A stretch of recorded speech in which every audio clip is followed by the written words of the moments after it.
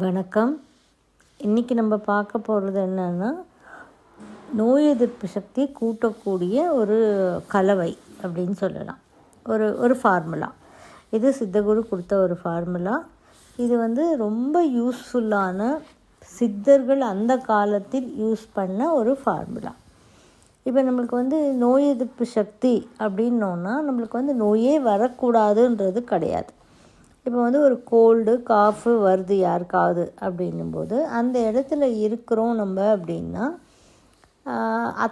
ஒரு 10 பேர் இருந்தால் கூட நமக்கு அது நம்மளை ஒட்டாமல் இருக்கும். இந்த கோல்டோ காஃபோ, ஜென்ரலி கோல்டு பார்த்திங்கன்னா ஒரு ஆளுக்கு வந்தால் வீட்டில் எல்லாருக்கும் வந்துடும் கோல்டு.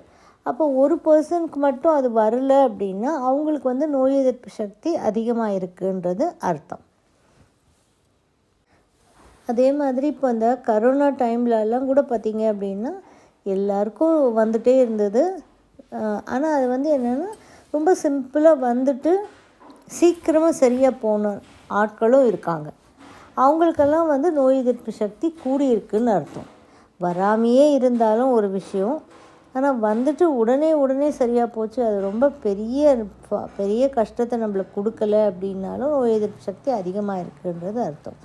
அப்போ என்னென்னா, நம்ம ஜென்ரலாக சொல்லுவோம், மஞ்சள் சாப்பிட்டா நல்லது, இஞ்சி சாப்பிட்டா நல்லது, பூண்டு சாப்பிட்டா நல்லது, தேன் சாப்பிட்டா நல்லது, வெங்காயம் சாப்பிட்டா நல்லது, சாம்பார் வெங்காயம் சாப்பிட்டா நல்லது, மிளகு சாப்பிட்டா நல்லது. இப்படி எல்லாருக்கும் நம்மளுக்கு தெரியும், நம்முடைய இந்தியாவில் கிடைக்கக்கூடிய இது எல்லாமே நம்மளுக்கு நோய் எதிர்ப்பு சக்தியை கூட்டக்கூடியது அப்படின்னு சொல்லிட்டு நம்மளுக்கு தெரியும். அதே மாதிரி தான் நம்ம என்ன பண்ணுறோம், ஒரு டீ வச்சா கூட இஞ்சியை போட்டு டீ வைக்கிறோம். அப்புறம் எல்லா குழம்புலையும் எல்லா காயிலையும் நம்ம பூண்டு போட்டுக்கிறோம். வெங்காயம் நம்ம கண்டிப்பாக சேர்த்துக்கிறோம். அதே மாதிரி நம்ம உணவில் கூட காலையில் பச்சை வெங்காயம் சாப்பிடுங்கன்னு சொல்லியிருக்கோம். ஸோ இது பச்சை வெங்காயத்தை நம்ம கடித்து சாப்பிட்றோம். பச்சை மிளகாய், பழைய சாதத்தோடு அந்த தண்ணியோடு நம்ம பச்சை மிளகாய் கடித்து சாப்பிட்றோம். இந்த மாதிரி நம்முடைய நோய் எதிர்ப்பு சக்தியை கூட்டிக்கிறதுக்கு நம்ம பலவிதமாக இந்த மாதிரி விஷயங்களை நம்ம சாப்பிட்டுக்கிட்டு தான் இருக்கோம். லெமன் சாப்பிட்றோம், இதெல்லாம் நம்ம சாப்பிட்டுக்கிட்டு தான் இருக்கோம். ஆனாலும் ரைட் வேல நம்ம சாப்பிட்றது இல்லை. கரெக்டான முறையில் சாப்பிடாததுனால நம்மளுக்கு பெருசாக நோய் எதிர்ப்பு சக்தி கூடிடுச்சுன்னு நம்மளால் சொல்ல முடியும். சிலருக்கு, நான் எல்லாரையுமே சொல்லலை, சிலருக்கு நோய் எதிர்ப்பு சக்தி கூடிடுச்சுன்னு நம்மளால் சொல்ல முடிய மாட்டேங்குது. அதனால் இப்போ என்ன பண்ணலாம் அப்படின்னா,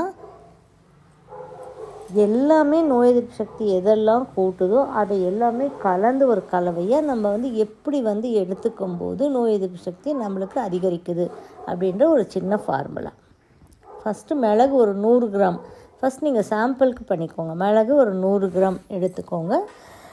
இப்போ நான் இந்த சொல்ல போகிற ஃபார்முலா ரொம்ப கவனித்து பண்ணிக்கோங்க. அந்த மிளகை நல்ல ஆர்கானிக் மிளகாய் இருக்கணும். அது அந்த மிளகுல என்ன பண்ணுறீங்க, இஞ்சி சாறு, இஞ்சியை எடுத்து தோல் சீவிட்டு நல்லா நசுக்கிட்டோ இல்லை மிக்சியில் அரைச்சிட்டோ, தண்ணி போடாமல் பண்ணணும். எதுவுமே இதுக்கு தண்ணின்றது ஒரு துளி கூட படக்கூடாது. தண்ணி போடாமல் இந்த இஞ்சியை நல்லா அரைச்சி சாறு எடுத்து கொஞ்சம் நேரம் வச்சிங்க அப்படின்னா அதில் அடியில் ஒரு ஒயிட் கலரில் ஒரு படிமம் படிஞ்சிடும். அதை விட்டுட்டு மேலே சாறு மட்டும் எடுத்து இந்த மிளகு ஒரு கண்ணாடி பவுலில் போட்டுட்டு அதில் அதை அந்த மிளகு நிரம்புற அளவுக்கு இஞ்சி சாறு ஊற்றிடணும். கொஞ்சமாக பண்ணி பாருங்கள் முதல்ல. ஸோ இஞ்சி சாறை ஊற்றிடுங்க. ஊற்றிட்டு அது நல்லா ஊறட்டும். காலையில் போட்டிங்கன்னா ஈவினிங் வரைக்கும் இருக்கட்டும், இல்லை நைட்டு போட்டிங்கன்னா காலையில் வரைக்கும் இருக்கட்டும். அவ்வளோ நேரம் போதும், ஊறிச்சுன்னா போதும். அது நல்லா ஊறினதுக்கப்புறமா இந்த மிளகு எடுத்து ஒரு ஒயிட் துணியில் போட்டு காய விட்டுருங்க. அந்த இஞ்சி சாறு வேஸ்ட் தான். அந்த இஞ்சி சாறு மட்டும் தூக்கி தூரம் கொட்டிடுங்க. இனிமேல் தேவையில்லைன்னு ஒரு வாட்டி போட்டால் போதும். இஞ்சி சாறு போட்டு காய விட்டுருங்க. இது காஞ்சதுக்கப்புறம் எடுத்து திரும்பவும் அதே கண்ணாடி பவுலில் போட்டு, இது 1 நாளா 2 நாளா எப்போ காயுதோ நல்லா காஞ்சிடணும். காஞ்சதுக்கப்புறமா எடுத்து திரும்பவும் பூண்டு சாறு, பூண்டு நல்லா உரிச்சிக்கிட்டு பூண்டை நசுக்கிட்டு அந்த பூண்டு சாறு எடுத்துக்கோங்க. அந்த பூண்டு சாறை செகண்ட் டைம் பூண்டு சாறை போடுங்க. போட்டு இதே மாதிரி நைட்டு போட்டுட்டிங்கன்னா காலையில் ஒரு 12 ஹவர்ஸ் ஊறுனா போடுங்க. அவ்வளோதான் கான்செப்ட். ஸோ நல்லா ஊறட்டும். ஊறினதுக்கப்புறம் நைட்டு போட்டால் பெஸ்ட்டு. நைட் போட்டுட்டு நீங்கள் ஊற வச்சுட்டுருங்க. காலையில் எழுந்து என்ன பண்ணுறீங்க, அந்த மிளகு முக்கிற அளவுக்கு ஜூஸ் போட்டிங்கன்னா போதும், பூண்டு சாறு போட்டுட்டு அதுக்கப்புறமா அதை எடுத்து அந்த மிளகை எடுத்து திரும்பவும் துணியில் காய விடுங்க. புரியுதுங்களா? இப்போ ரெண்டு சாறு ஆயிடுச்சு. காய விட்டுட்டு அது நல்லா காஞ்சோடனும் அதையும் பார்த்துக்கோங்க. ஒரே நாள்லேயும் காயலாம், 2 நாள் 3 நாள் கூட ஆகலாம் காயறதுக்கு. ஆனால் காயணும். நம்ம வாயில் போட்டு பார்த்தா மிளகு வந்து நல்லா காஞ்ச இது வந்து நம்மளுக்கு தெரியணும்.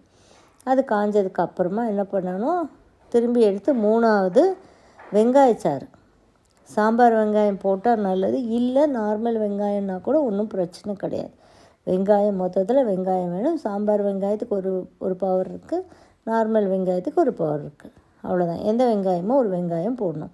வெங்காயத்தை சாறு எடுத்து அந்த சாறை 3வது நாள் என்ன பண்ணோம், பூண்டுலேருந்து எடுத்து காய வச்சுருக்கோம் இல்லையா, அந்த மிளகை எடுத்து கண்ணாடி பவுலில் போட்டு வெங்காயச்சாறு அந்த மிளகு முக்கிற அளவுக்கு வெங்காயச்சாறை போட்டு அப்படியே முக்க விடணும். சேம் தான் ப்ரொசீஜர். ஸோ காலையில் போட்டால் நைட்டுக்கு, இல்லை நைட்டு போட்டிங்க அப்படின்னா சாயங்காலமாக மறுநாள் காலையில் ஒரு 12 hours நல்லா ஊற வச்சுட்டு அப்புறம் அந்த சாரெலாம் எடுத்து கொட்டிட வேண்டியது தான். அந்த மிளகை வந்து எடுத்து திரும்பி துணியில் காய வச்சுக்கணும். துணியில் போட்டு காய விட்டுடணும். இப்போ நம்ம என்ன போட்டிருக்கோம், இஞ்சி சாறு போட்டோம், பூண்டு சாறு போட்டோம், வெங்காயச்சாறு போட்டோம். தனித்தனியாக எல்லாத்தையுமே மிளகோட கலந்தாச்சு நம்ம. இப்போ மிளகுக்கு வந்து இஞ்சி சாரம் இருக்குது, பூண்டு சாரம் இருக்கும், வெங்காயச்சாரம் இருக்குது. இந்த மிளகு வெங்காயச்சாரில் காஞ்சதுக்கப்புறம் நல்லா காஞ்சிடணுங்க, இல்லைன்னா பூஞ்சை பிடிச்சிடும் இதில். அதனால் பார்த்துக்கோங்க. அந்த மிளகை எடுத்து ஒரு கண்ணாடி கிளாஸ் பாட்டிலில் போட்டுக்கிட்டு அது முக்கிற அளவுக்கு தேன் போடணும். தேன் வந்து நல்லா ஒரிஜினல் தேனாக இருக்கணும். தேன் வந்து நம்ம போடணும். அதில் போட்டுட்டு ஊற விட்டுடணும். ஒரு 48 நாள் ஊறணும் கணக்கு. ஒரு 5-6 நாள் ஊறினதுக்கப்புறமா எடுத்து சாப்பிட ஆரம்பிச்சிடலாம் நம்ம. அது ஒன்றும் அப்படி அவ்வளோ நாள் ஊறின அப்புறம் தான் சாப்பிடணும் கிடையாது. ஒரு 5-6 நாள் ஊறினா நம்ம எடுத்து பார்த்தாலே தெரியும் ஊறி இருக்கிறது. அப்போதுலேருந்து சாப்பிட ஆரம்பிச்சிடலாம். ஆனால் அதை அப்படியே விட்டுடணும். நம்ம அந்த தேன் போடுறது அப்படியே இருக்கணும். அது டெய்லி வந்து ஒரு 5-6 நாள் கழித்து நீங்கள் படுக்க போகும்போது 3 மிளகு தான் இருக்கு இல்லையா, லேகிய மாதிரி ஒரு ஸ்பூன் நிறைய எடுத்து சாப்பிட்லாம் அப்படின்னு சாப்பிடக்கூடாது. 3 மிளகு தான். இது 3ன்றது வந்து கணக்குன்னு சொல்லியிருக்காங்க. அதனால் வந்து 3 மிளகு வந்து அந்த தேனோடு கலந்து 3 மிளகை வந்து நீங்கள் சாப்பிட்டுட்டு நைட்டில் அதுக்கு மேலே கொஞ்சம் வெந்நியோ இல்லை பால் குடிக்கிறவங்களா இருந்தால் பாலோ, தட் இஸ் மாட்டுப்பால் குடிக்கிறவங்களா இருந்தால் பாலோ, இல்லாட்டா வெறும் வெந்நியோ குடிச்சிட்டு படுக்க வேண்டியது தான். லாஸ்ட்டு வச்சுக்கோங்க இதை. இப்போ வந்து நம்மளுக்கு என்ன நடக்கும் அப்படின்னா, இம்யூனிட்டி நோய் எதிர்ப்பு சக்தி வந்து ஆட்டோமேட்டிக்காக கூட ஆரம்பிச்சிடும். கொஞ்சம் கொஞ்சமாக நம்மளுக்கு எப்படி தெரியும், அடிக்கடி கோல்டு பிடிக்கிறவங்களுக்கு இப்போ அடிக்கடி பிடிக்காது, எப்போது ஒரு வாட்டி தான் பிடிக்கும். பிடிச்சா அப்படியே ஒழுவிக்கிட்டே ரொம்ப நாள் இருக்கிறவங்களுக்கு வந்து ரொம்ப நாள் இருக்காது. வந்த சுவடு தெரியாமல் போயிடும். அடிக்கடி ஜுரம் வர்றவங்களுக்கு ஜுரம் வராது.